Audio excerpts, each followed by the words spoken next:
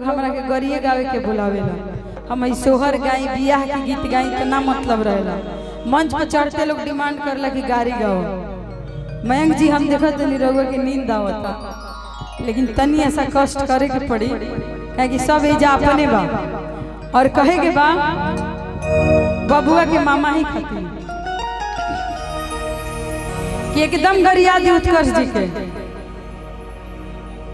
जाए दे बुका के बगल दे चोनू मामा के गरिया दे के है चोनू मामा मुझे बिछावा पर चोनू मामा की चोनहर मामा चोनहरो मामा ना कह जाला बक चोनहर मामा कह जाला कहां बानी अच्छा बाक वहां के सीधावा आदमी बानी काहे रे सब गाड़ी सुनावत है जे टेढ़ बा उनके के सुनावल जरूरी बा बोलू भैया ने मनो के चला ना तो वो गाड़ी सुन तो चौकिया बाजार के मालिक बोले तो मालिक के गाड़ी देबे जे मामा के गाड़ी देबे के बत तो मालिक के गाड़ी देबे नहीं जब उत्कर्ष जी के गाड़ी आवे के भाई मामा केहू होके काहे कि ई जवन दुख देले बड़े अगला बार से तई नामो ना लिए हमार कि हेमा पाड़े के बुलावे के बाकी ना खाली कहे ना भाई मंच पर बेइज्जत कर देबे लेकिन कहे के बा कि लाल मरे चाहिए आहाला हल के पिसाई और उत्कर्ष जी सुनी ध्यान से उत्कर्ष के पीछावे छपाई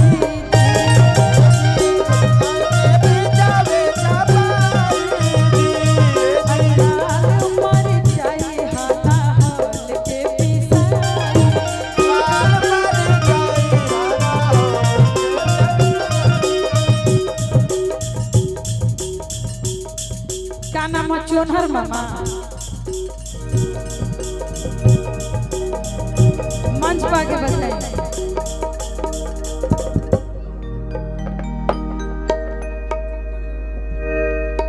चुटुलू मामा कौन नाम है दादा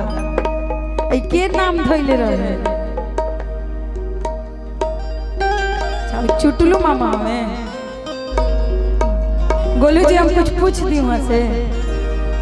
का बचपन में चटल रही कि माई बाप कह दिल कि चुटुलू मामा नाम रख दई कर इमली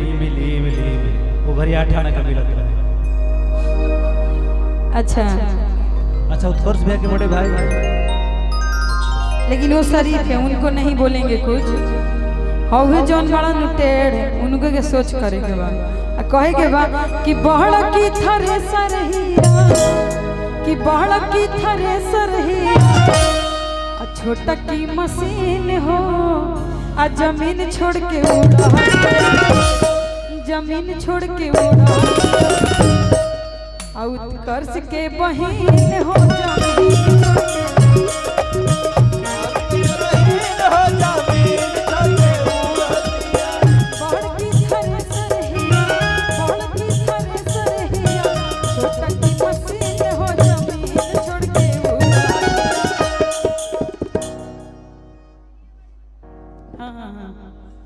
और दीदी एक और गाड़ी गीत रहे टाइम ज्यादा हो गई बा ठंडा बहुत लागत था कहे के बाद कि सुना उत्कर्ष के दीदिया के नेग मिली हो कि सुना उत्कर्ष के दीदिया के नेग मिली हो अदुगो जो बना रखे के गो बेग मिली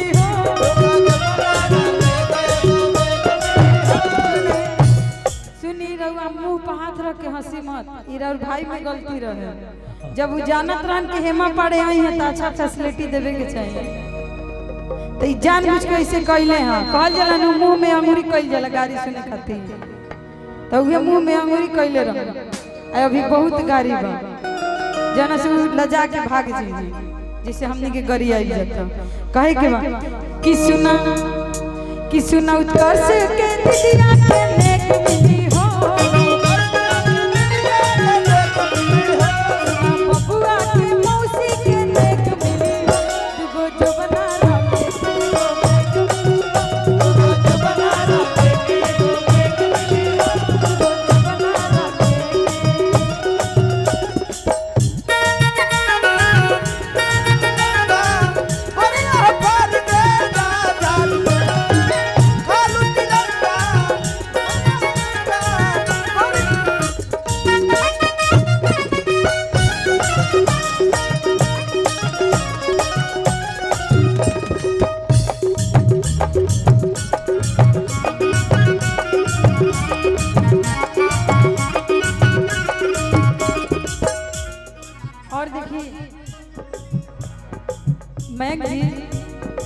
मैं चाहती हूँ कि उत्कर्ष जी सामने आ जाइए।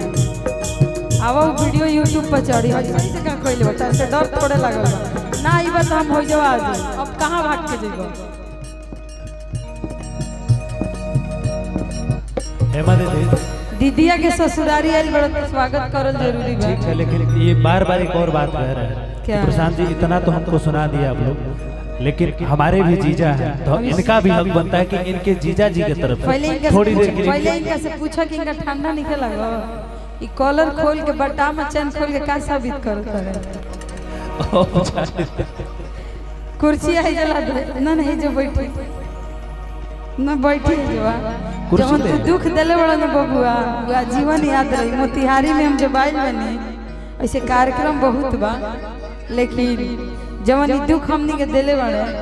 वो हमनी के हमेशा याद रही है। कहे के बा कुछ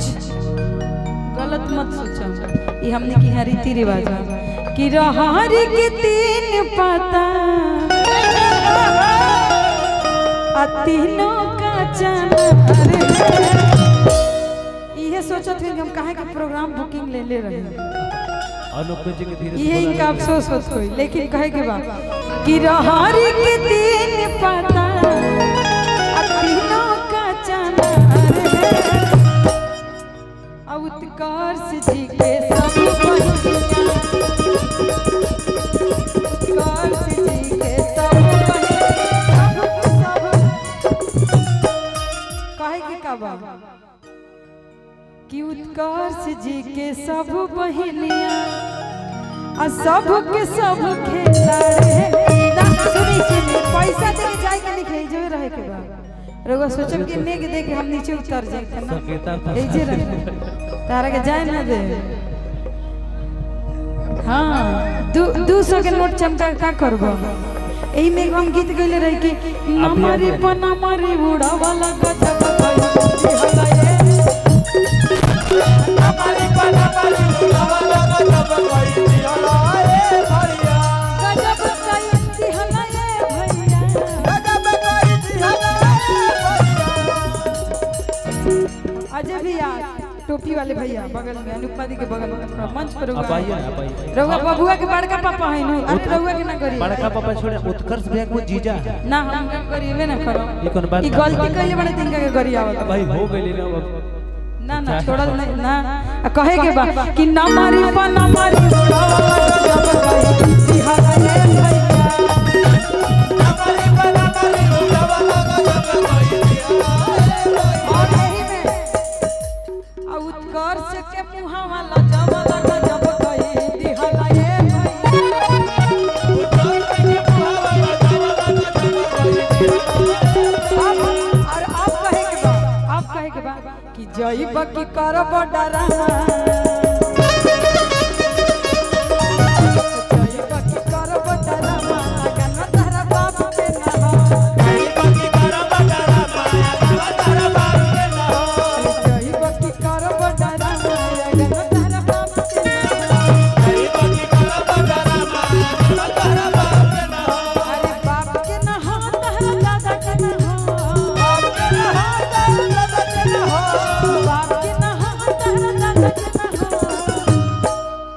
अरे जई बकी करब डरामा गन तारा जई बकी करब डरामा गन तारा बाप के ना हो जई बकी करब डरामा गन तारा बाप के ना हो जई बकी करब डरामा। अरे मैं किसी आए के नहीं थे उत्कर्ष जी सुनी ताकि है ने रौरे पगावल जाता कि तुझसे प्यार हम करीले कितना बताई का। लेकिन मैंग जी हम केहू के नाम ना रखो, लेकिन गायक जरूर रही जवा। ऐसे हम प्यार वाला सॉन्ग जोन बा बहुत कम गईला, लेकिन कहे के भाई जो अपन आदमी खातिर कि तोहसे प्यार हम करीले कितना